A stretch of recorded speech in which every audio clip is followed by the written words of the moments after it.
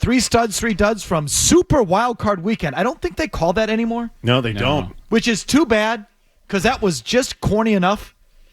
Super Wildcard Weekend. Super. It's super. It's Super Wildcard. It's not that super anymore. You can't get the max contract. You can get the Super Max. Number 1 stud from Super Wildcard. I'm still going to call it that. The number 1 stud from Super Wildcard Weekend. Josh Allen.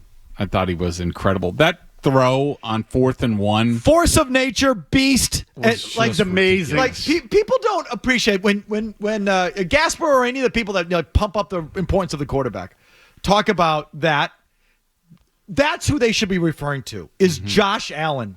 He is a singular force of nature that wipes out that was I thought it was 4th and 3, not 4th and 1, but either way, What a throw. it was a 1 possession game, And catch. 4th and short, and he just bops around and guys are falling off. He flicks his schmenzer, gotta have it play. And the next thing you know, the game's a blowout. And it all sort of hinges on that play.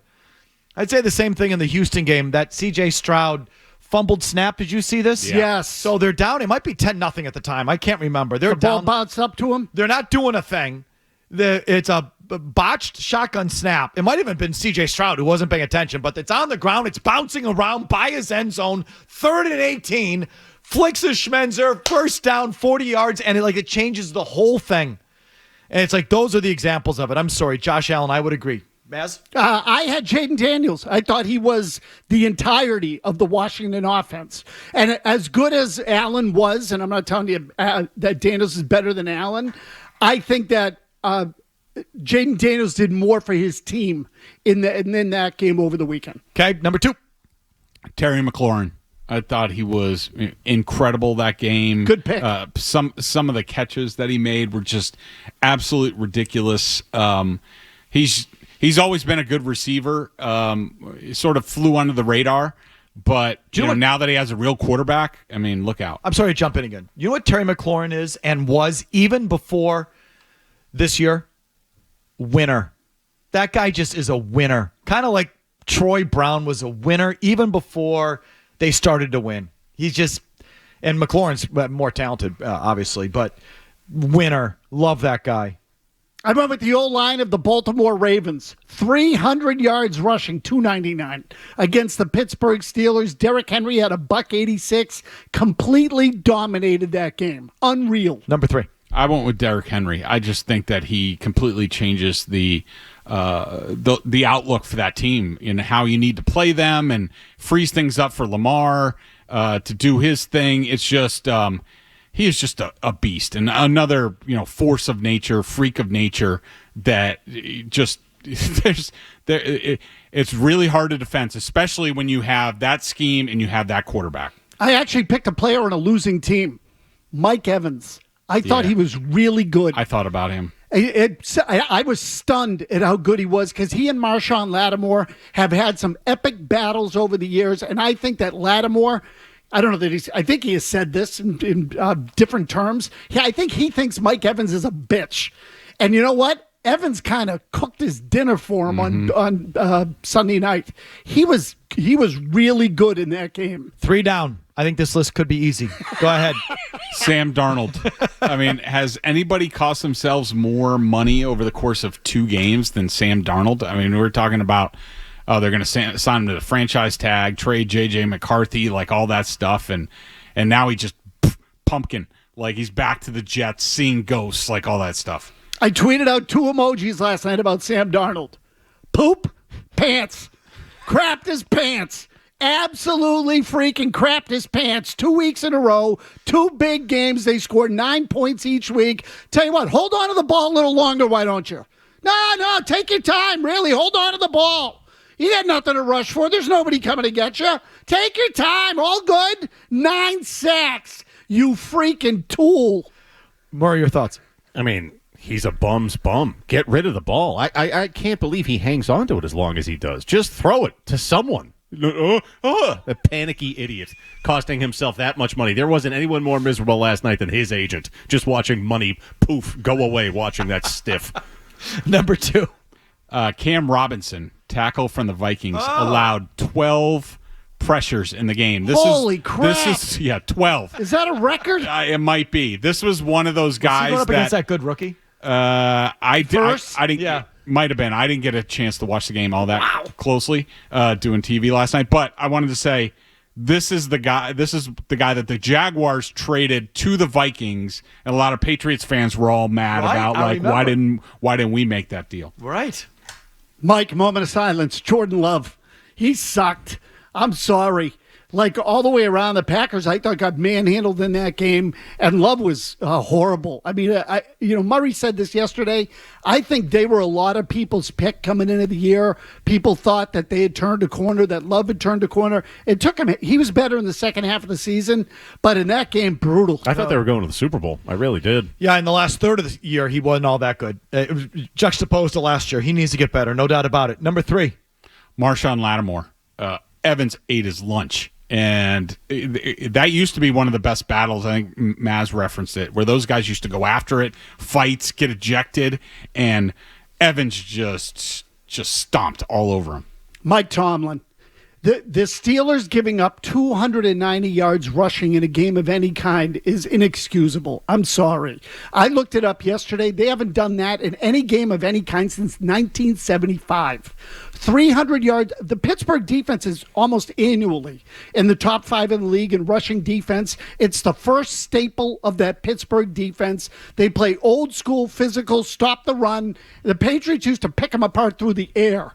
To get run over the way they did really makes me look at the coaching, both in terms of the head coach and the defensive coordinator. That was bad.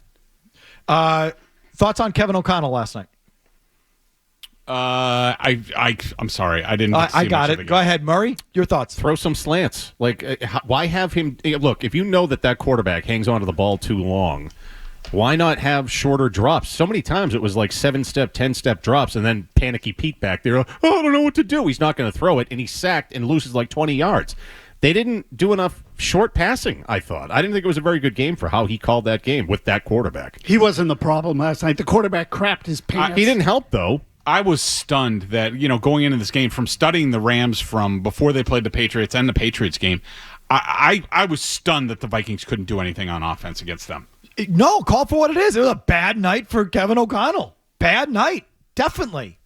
I get, and this is like a thing that's now building me, because I hear it every year, and it feels like it gets worse, and I can't stand it coming from you people. But now all of a sudden, Kevin O'Connell sucks. Oh, he got exposed. Right. See? What's Kevin O'Connell? What's Kevin O'Connell? He got 13 wins out of Sam Darnold. He had a really good year and did a really good job. 14. Was it 14? Yeah, they went 14-3. He got 14 effing wins out of Sam Darnold, and there was a point this year where Sam Darnold was getting MVP consideration. Let me repeat that. He got 14 wins out of a guy you think sucks. And they certainly got their ass handed to them down the stretch. But he had a really good year and did a really good job. Oh, he sucks. He got exposed. No. I'd much rather have what you have going on here. No, that sounds great. When you're drafting 3rd and 4th overall in consecutive years and can barely tie your shoes, that's cool. Look at the teams and the quarterbacks and the players that lose in the playoffs and tell me how much they suck. Do you know what a bunch of clowns and losers you people sound like? I'm like, this goes right up my ass. It's usually I wait till the Super Bowl to feel this way. When the team that makes it to the Super Bowl, I've got to hear they suck. I told you. See, he's not that good. Oh, how do you like him now? After the team went to the Super Bowl, you dumbasses. Usually that's the worst. But even this weekend. No. Defend Tomlin then? Is this a long way you trying to get to that too? No, well, I mean, I will. He's a good coach. 8-1 and dones? He's one of the good coaches. He's not one of the bad ones. Okay. Does he suck? Right now he does, yes. Yeah. And believe me, I amp it up because I know it makes you mad, and it's so fun. But you are the people that sound like amateurs, honestly, or just little children. The coaches that make the playoffs and the teams that make the playoffs and those players that make the playoffs are actually the good players and coaches. You have the bad players and coaches. And the teams that don't make it have the bad players and coaches. Happy to rag on them. And if you have a bad night, you have a bad night. Kevin O'Connell had a bad night. Bad couple weeks. No doubt about it. He did a good job this year. He's probably one of the good ones. But just continue on your thing. No, that's great. The teams that actually win suck. And we don't mention the ones that don't win or don't get to the playoffs. That's cool. No, I'd much rather be you at 3-14 drafting 4th overall again. You idiots. Oh, see? Look at Kevin O'Connell now. How do you like him now? See? Oh, he got exposed. He did last night in these last couple of weeks. Trashing the failures of people like this is fun. This is part of the job. I love it. This is the best. I mean, ragging on someone for a bad night, I'm all for. But an overall assessment? What was Minnesota? Well, I guess they faded last year. But either way, I don't know. I mean, when the Rams lose, I know I'm going to hear it. Oh, how do you like Sean McVay now? Oh, I guess he isn't all that good. Yeah, you mean the guy that's made the playoffs 6 of his 8 years, made 2 Super Bowls, won 1, and you're 4-13? Yeah, tell me how he sucks, you losers. I won't give you that on McVay. I like him. Kevin O'Connell's 34-17 in his career. With no quarterback. Guys you hate. Bum. Sam Darnold, Josh Dobbs, Kirk Cousins. He's what? 34-17. Why don't you save the suck talk for the guy that's 17-34? Why don't we call those guys the suck bags, not the guys that make the playoffs every year with bad quarterbacks and do that thing? Not the guys that win 14 games. Call me crazy. The guy that wins 14 games doesn't suck. You suck. So let's stick with who sucks. And who's incompetent and who is exposed. You've been exposed. The second you didn't have the quarterback that fell out of the sky at 199, you're the worst franchise in the league.